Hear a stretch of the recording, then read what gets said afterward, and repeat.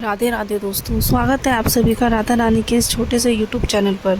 आज हम बात करेंगे गंगा दशहरे की। तो साल 2025 में गंगा दशहरा 5 जून को बनाया जाएगा। गंगा दशहरा में जो स्नान का समय रहेगा वो 4 जून को देर रात 11:54 से शुरू होकर 6 जून को देर राति 2:15 यानी कि 2:15 पर समाप्त हो जाएगा।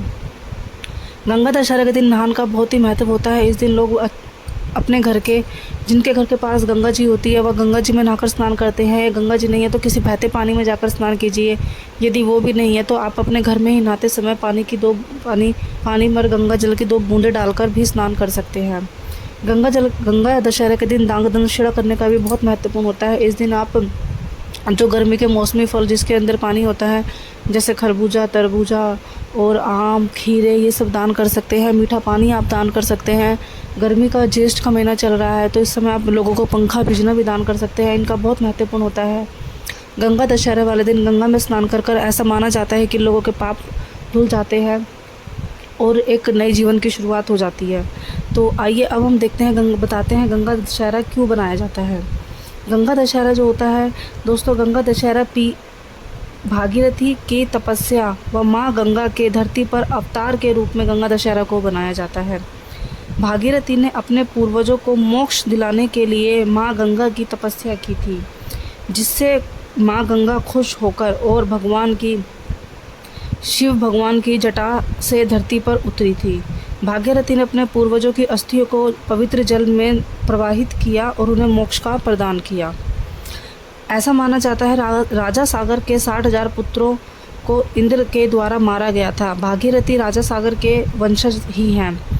उन्होंने अपने पूर्वजों को मोक्ष दिलाने के लिए तपस्या की, जिसकी तपस्या से माँ गंगा खुश हुई और भोले बाबा खुश हुए और माँ गंगा भोले बाबा के जटाओं से पृथ्वी पर आई। जिस समय माँ गंगा पृथ्वी पर आई थी उस समय बहुत ही उफान मार रही थी, उनका प्रभाव बहुत तेज़ था। तो भागीरथी ने भोले बाबा से प्रार्थना करी कि माँ गंगा को शांत कराए, माँ गंगा को एक शांत स्थल दे। तो भोले बाबा ने अपने जटाओं से गंगा को धरती पर प्रवाहित किया, जिससे कि वो बहुत ही शांत स्तर पर धरती पर आकर बस गई। तो अपने पितरों को मोक्ष दिलाने के लिए नदी जो भागीरथी थे उन्होंने उनकी अस्थियों को गंगा में बहाया और उनके गंगा जो थी वह गंगा सागर में जाकर मिली, जिससे कि उनको मोक्ष मिला और फिर से उनको जीवन दान मिला। ऐसा माना जाता है हिंदू धर्म में यदि कोई भी व्यक्ति मृत्यु हो जाती है तो जो उनकी अस्थियां होती है वह गंगा में बहानी ज़रूरी होती है, क्योंकि यह जो शुरुआत थी यह भागीरथी के द्वारा की गई थी। और ऐसा माना जाता है कि गंगा जी में अपने पूर्वजों की अस्थियां बहाने से उनको मोक्ष प्राप्त हो जाता है, उनकी आत्मा को शांति मिल जाती है। तो गंगा का हमारे जीवन में, गंगा स्नान का, गंगा माता का पूजा पाठ में गंगा जल का बहुत ही महत्वपूर्ण होता है। गंगा जो जल होता है वो हर चीज़ में काम आता है। दोस्तों, ये थी गंगा दशहरा की कहानी। अगर आपको इसी प्रकार से और तीज त्योहारों की कहानी या कथाएं सुननी है तो आप मेरे चैनल को सब्सक्राइब कीजिए, लाइक कीजिए, मुझे कमेंट कीजिए।